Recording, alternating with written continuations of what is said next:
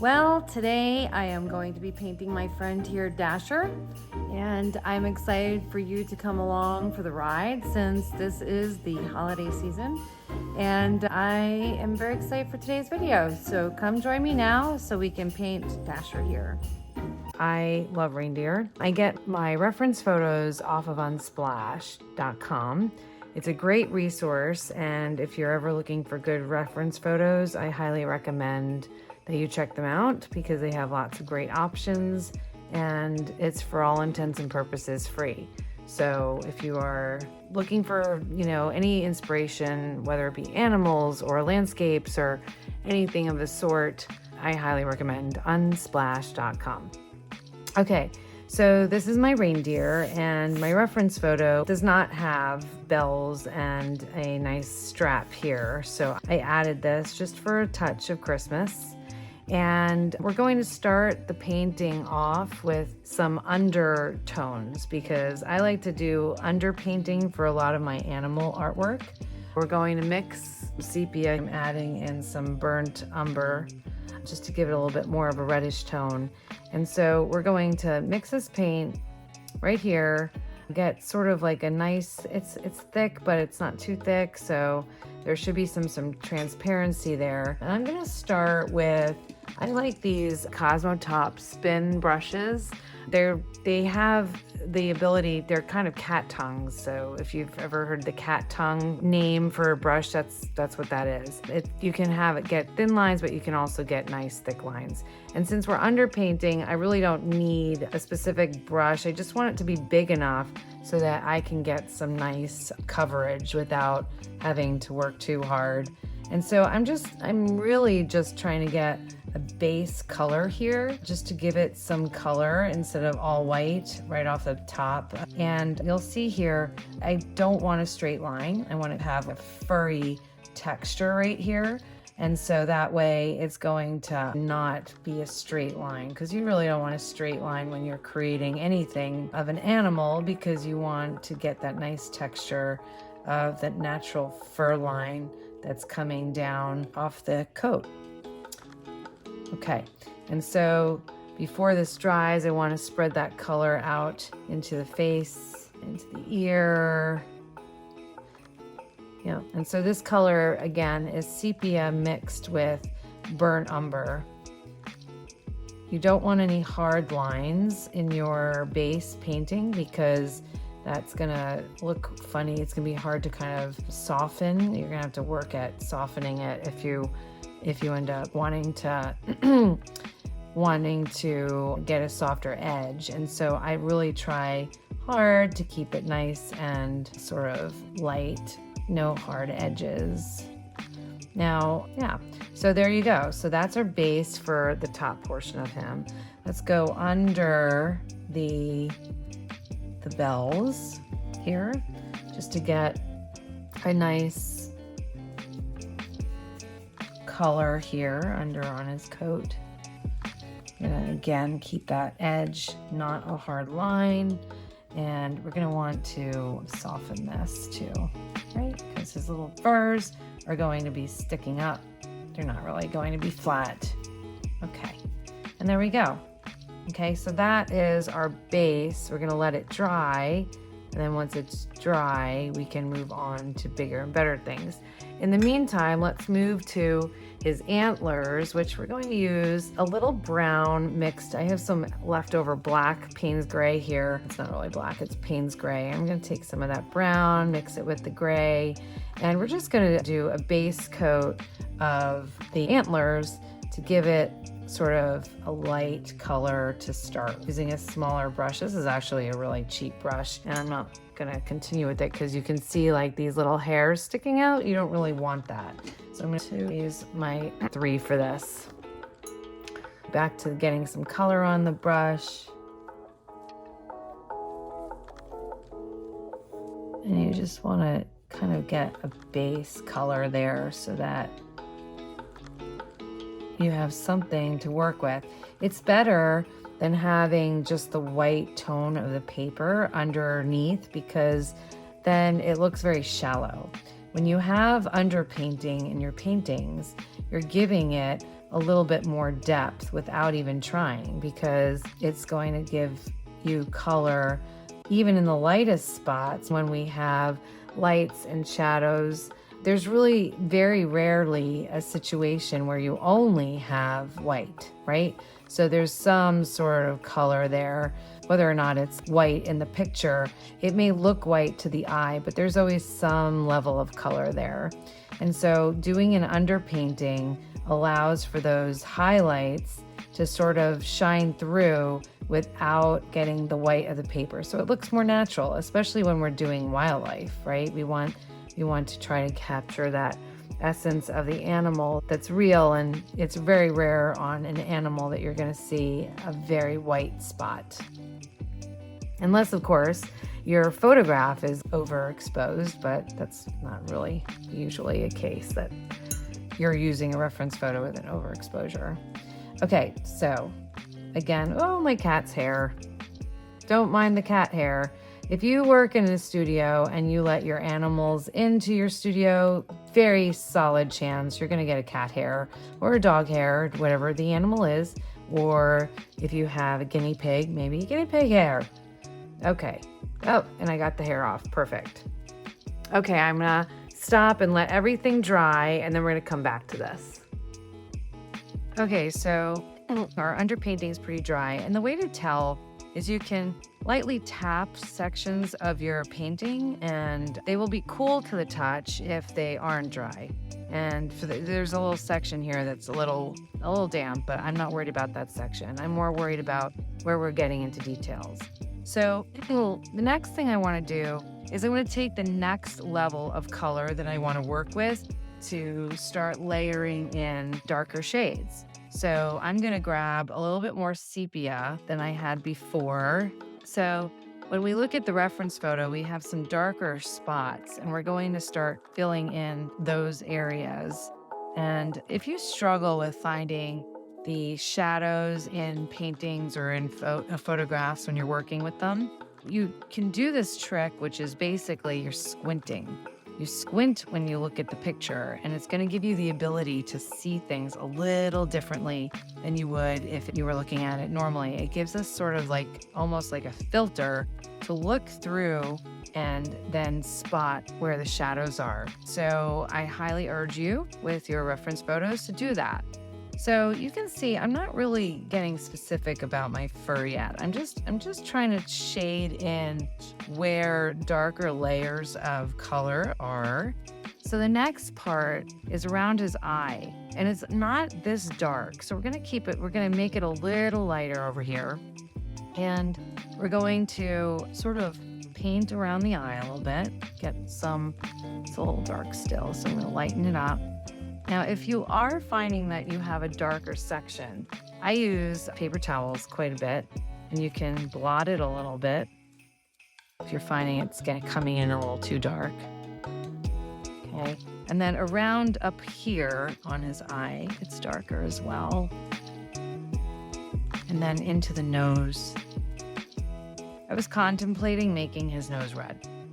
But maybe Rudolph's not going to be needed this year. So we're going to, I don't know what the forecast is, but I'd like to believe this is Dasher. Okay, so this is giving us a little more depth. And now we're going to go up near his antlers because he has a dark spot there as well. I just love antlers. They have so much character, and I love painting them. I think that we'll get into those details, but I think it's a lot of fun. So, okay. Now, around his ears, he has some nice little patches of darkness. What I wanted to point out was I created a little bit of a shadow by putting in some darker paint there, and it's still wet, you can see, right? You can see how that color is getting pulled. And so I wet the paper and put a darker line in there just to get some shadow, because that's a more realistic approach to what we're seeing, right? With animals and fur and their colors, you're going to have sort of a darker line under that color. So I'm gonna keep going. We're gonna paint some more detail here. I switched my brush to a 6, and you can see it's a longer point, which I like. You can pull the brush stroke. You push down and then lift up. You get more of a hair kind of texture. Okay. All right, so now I'm gonna go into his ear a little bit and get some texture in there. I'm gonna pull in the fur here. You don't need texture everywhere. As a matter of fact, I kind of like how loose this is right here, and I'm gonna leave it because sometimes having too much texture everywhere makes it not as interesting. So leaving the textures to be sort of in key points where you get into more detailed fur, like the ear, maybe, and the antlers, we're gonna go into that. Then that's where it gets interesting. Now I'm gonna make a little darker spot here. There we go. And because that's sort of what we see with animals, there's like this dark inner part of their ear, and we're gonna then pull the color out. You don't wanna do too much. I feel like I just did too much right there because it's really just that center part of the ear. There we go. There, I like that. Okay. Now, I am interested in getting into his nose. Well, I'm picking it up here because I am struggling with my iPhone. So we are going to continue the lesson with a new camera. And bear with me. I know that this may look a little blurry compared to the other one, and I apologize. All right, so, but at least now I know it's getting recorded properly and I don't have to worry. So I wanted to make the emphasis that these under here and down on the nose, I used something like a wash. They're very tiny washes, they're like mini washes, but it allows you to get a softer edge with your painting. If you look at an animal and the reference photo that I'm using for this specifically, under his lip, his little lip here, he has sort of a shadow, but it's also the way that the fur is. The fur has like a darker color. To make it look more realistic, we want to get that nice little shadow. And same thing around the nose. It's not a harsh line. It's soft. If you look at an animal's nose, it has like a soft shadow around the edges where there's some fur, but also like an indent. So we want to capture that so that it looks a little bit more realistic. Okay.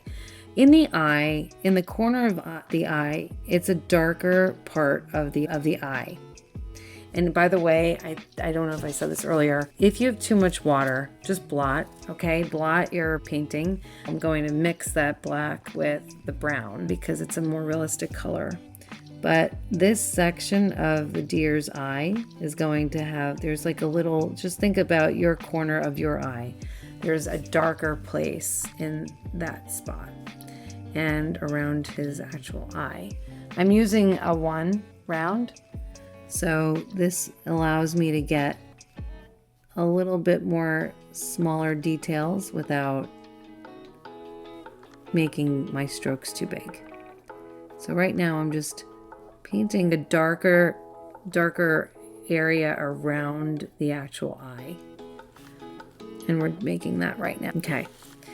Now, so in here, I'm going to leave his fur nice and loose like that. But if you wanted to actually get some more detail, I love my liners. I talk about them a lot. Liners are very useful. I have a 0, which I use quite a bit. Oops. And I have a 1, and I love them both. When you get water on them, you'll see how nice of a fine point you can get. I personally like the 0, especially when we're working small. And I'm going to get some nice brown on here, and what we can do here is it allows us to get a little tiny details that you wouldn't be able to get with those larger brushes. And so in just key spots, I wouldn't do it everywhere, but in key spots where you want to show that there's some little furs, go ahead and use a liner for that all the way through his jaw. If you look at, you probably haven't gotten too close to a deer, and so you can't see this, but a deer is much like a horse in his jawline and the fur that is in that area. And so you'll see that on a horse, they're very short and fine hairs. So just a suggestion almost of creating that here is what we're doing. We're not getting into every hair, but we're suggesting that there's some really tiny, short little furs. And if you look at the base of the reference photo in here, there's like sort of a darker spot of fur. So we're gonna just lightly suggest that again. And he has whiskers coming out of there as well. All right, so let's get back to the eye. I like to layer my colors from light to dark, and I like to leave whites because the whites are going to show reflection, not the whites of the eyes, the whites in the actual color. If you look at a photograph of a person, there's usually some sort of white spot, and that white spot is reflecting light, literally. And so we're going to leave a white spot because that's what we really see in a person's eye or animal's eye. And then I build the color from there, and I don't get into the pupil until the end.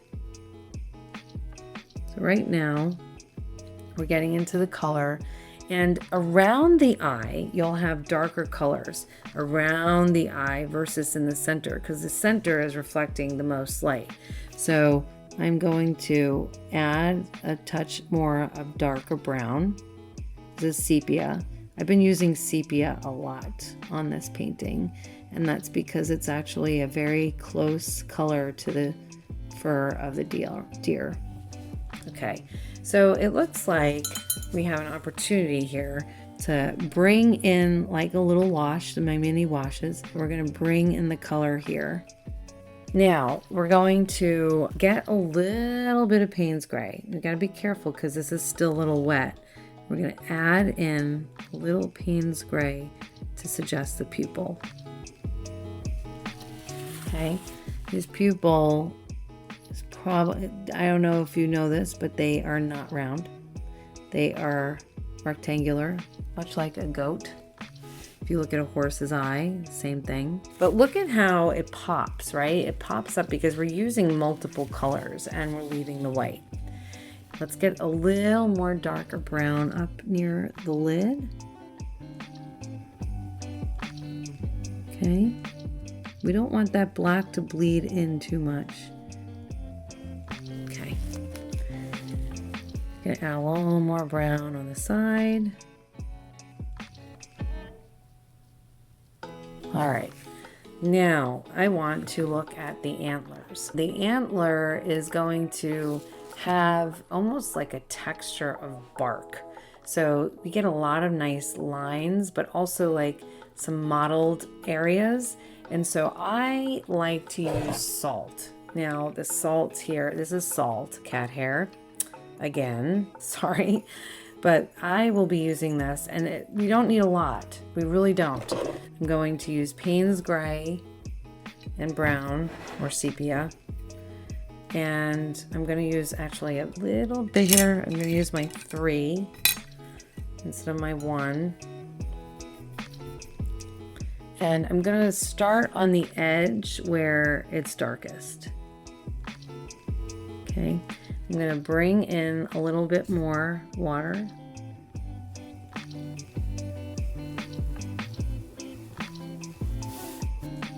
And we're going to pull the color from here, which is going to create a wash of sorts. Get a little more water. And we're going to blend it. Now if you still want some darker color at the darker side where there's shadow, we can dab in some darker color here. Now before it dries, and I do want to blend this one spot because I don't like the line, we're going to take a little salt And we're gonna literally drop a little salt in there. And that's gonna give it some texture. Okay, I'm gonna keep going. I want this to be nice and dark. I feel like it needs a little more brown, so I'm gonna get a little more brown in there.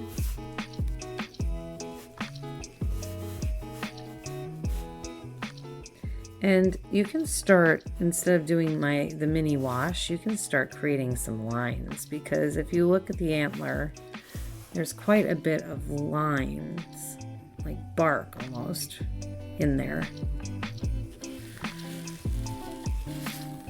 So basically, you want to think about where your light source is.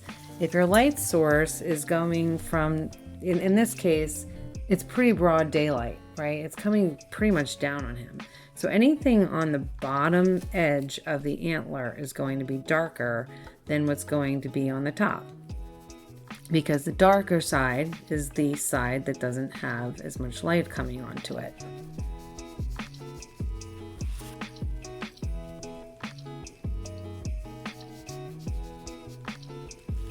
Okay.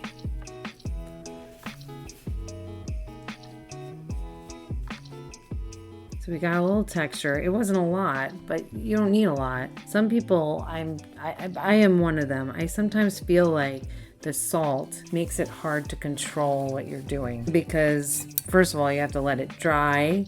You need the salt to dry completely before trying to lift it up off of the paper, because you don't want to smudge it.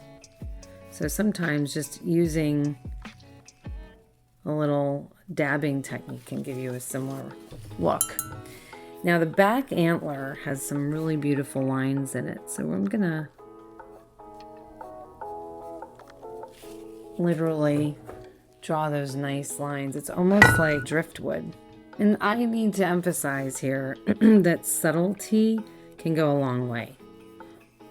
Nothing I'm doing right now is heavy. Everything is sort of like a very fine light touch.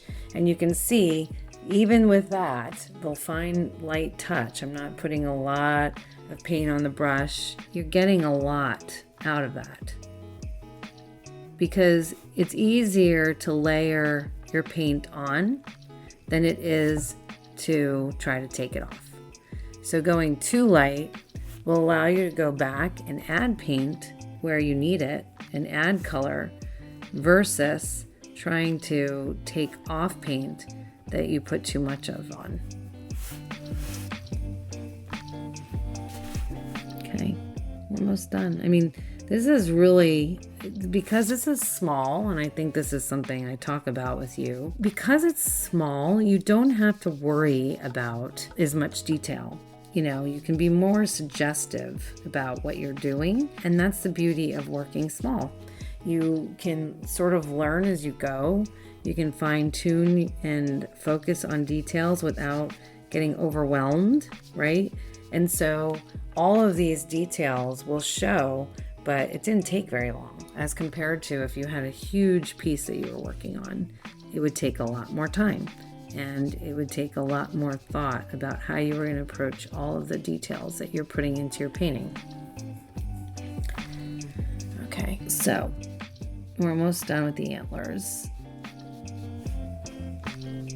Okay. You want to paint the fur in the direction of what the fur is growing as. So if you look at, I think I said this and I don't think it got recorded earlier. If you look at a nose of an animal, it has a lot of fur that goes in a lot of different directions. If you have a cat or a dog, take some time and literally study the fur on its nose, because you'll see there are tiny short furs, there are longer furs, and they go in sometimes many different directions. And it's kind of, I don't know, I'm in awe of the fur on my cat's nose. Not only is he beautiful, and I'm going to tell you that a lot, and I'm going to introduce him one of these days, but he has like so many different colors of fur in his nose. So I'm in awe that nature creates these amazing amazing animals. Okay, so now I'm going to use my liner again to get around the eye. The furs around an eye are very, very tiny and short. So this is a smaller painting, so we can't get too into each fur, but to make it look realistic, you want to give it that depth by adding a little bit of texture that suggests that there's some shorter furs there. Okay. So this guy is almost done unless we wanted to go and really create a lot more detail and depth. But right here, he's in great shape. I mean, you could be fine leaving him as it is. I'm going to now go into the bells and the collar. I have some red here, but it's a very pinky red. So I'm going to mix paint to make it a more warm red. So to do that, this is Madder Lake Deep. So I'm going to take it, bring it over here, and I'm going to add some brown into it, like that's over here. It's going to just give it a little bit of a warmer tone. And I'm going to add a little teeny bit of black in there just to give it a darker brown. Okay. So now I don't want to paint where the bells are going to be. So I'm going to literally draw a circle around each bell.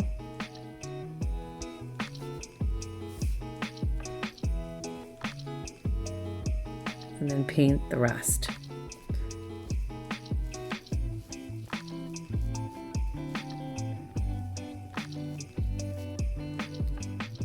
And that's to prevent the paint from bleeding into where the bell is going to go. And because fur can overlap your collar, what I want to do is not make this too straight of a line.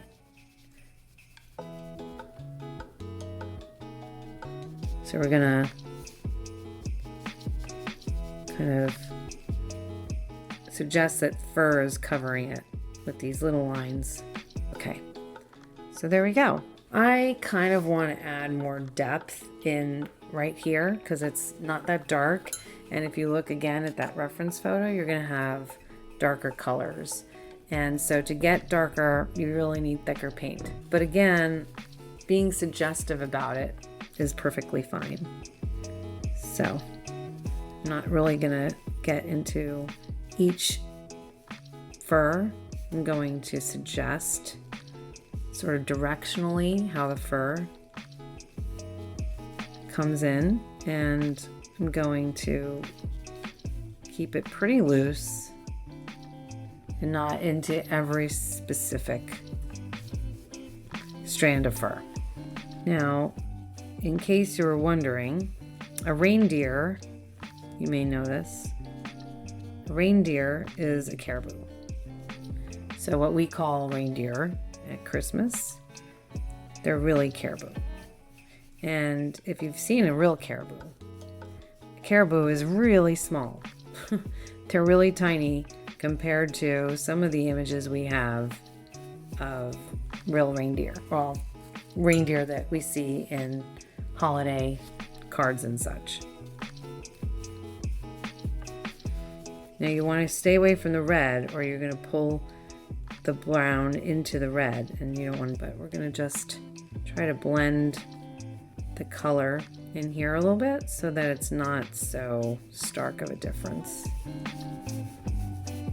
Okay, so I think this is pretty much done. I'm going to blend this part in a little bit, and so you can do one of two things. You can use more paint, which I'm doing. You could also try to re-wet some of the darker spots and blot them with the paper towel, but sometimes that can cause sort of like blotchiness that you might not want. And we're going to blend this in to his chin. Now he has little whiskers. I mean, this is something that I tend to get into. I'm not sure you have to get into it if you think it's overkill, and I get it. Some people just don't really care. But I do like whiskers, and so I like to draw them in. And I like to use micron pens, and I use their gray. So under his chin, I'm gonna draw, I have to move this.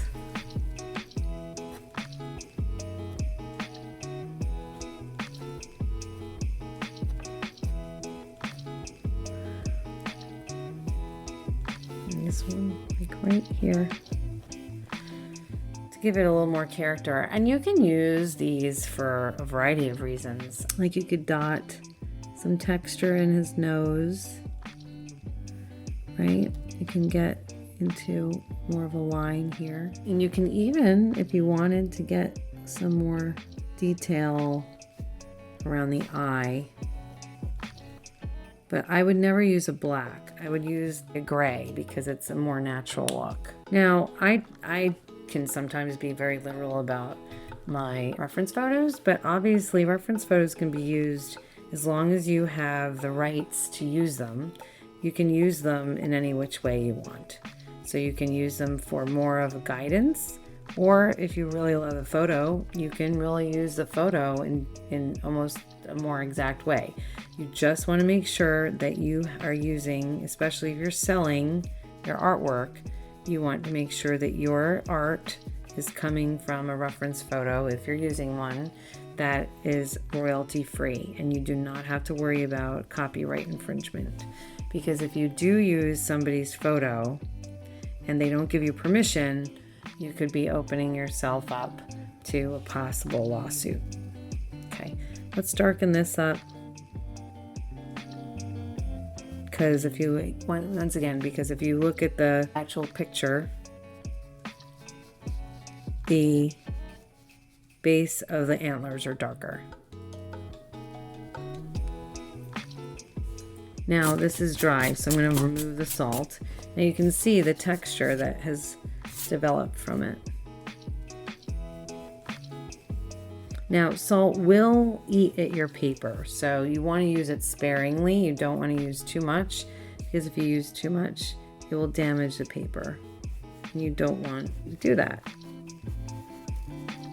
I think we're pretty close. I'm gonna do some finer strokes here. Not a lot, just a few to suggest the texture of the fur. Now you see this extra texture is giving it a more realistic look. If we kept it the way it was fine, but this adds a little more. Now you're not doing all of it, you're just doing some to give some stylized texture for fur.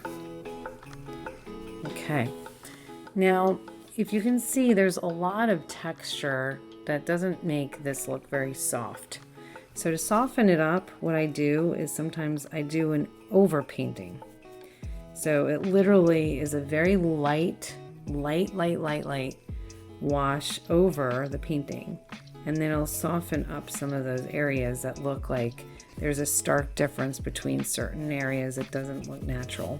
It does not need a lot of paint. Just enough color to soften it up.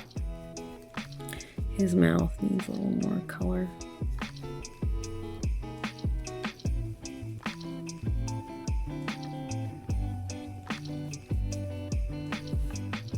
So you see how that's a little softer than it was? That's because a lot of people do underpainting. I do overpainting. I don't even know that that's a technique that's used, but I find it helpful. We got to do our bells. So I think this is dry. You want to make sure that this is completely dry. I'm going to use this is yellow medium, and it needs to be wet desperately.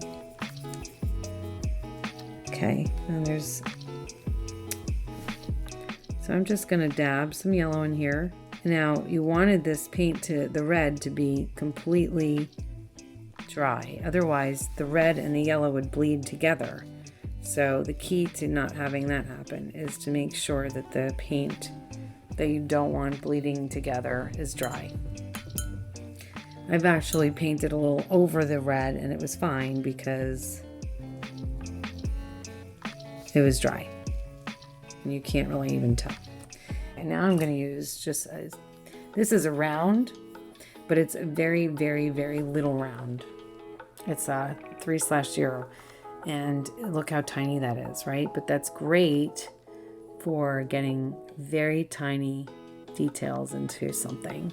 So I am not really going to paint. I'm going to dab a little bit in the center. Just a teeny dab. And not even the center on this one. I'm going to do a little off center. I'm going to let that dry because I want to get a nice line for the bell. This needs to be a little darker because this area, you have one antler overlapping the other. And you want that to show. You don't want them to blend in together. So to do that, you have to make one lighter and one darker. Same thing down here. I think he's pretty close. All right, now, are these dry? I think they are. So I'm gonna do a little bit more and a line. No, it's still not dry. You can see because it's bleeding. We don't want that. So let that dry a little bit longer. Great. So there is your Christmas reindeer.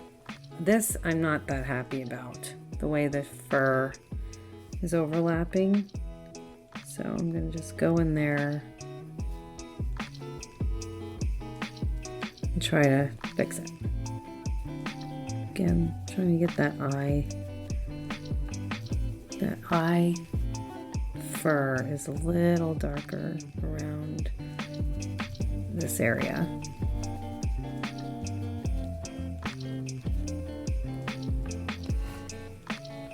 Okay. I think that we are done. It does not look very sharp on this video, and that's making me sad. And I'm gonna figure out how to get this video stuff to work better. All right, well, happy holidays, and hope you enjoy creating a nice reindeer. Thanks so much for watching, and if you enjoyed watching this video, please be sure to subscribe and like the video down below.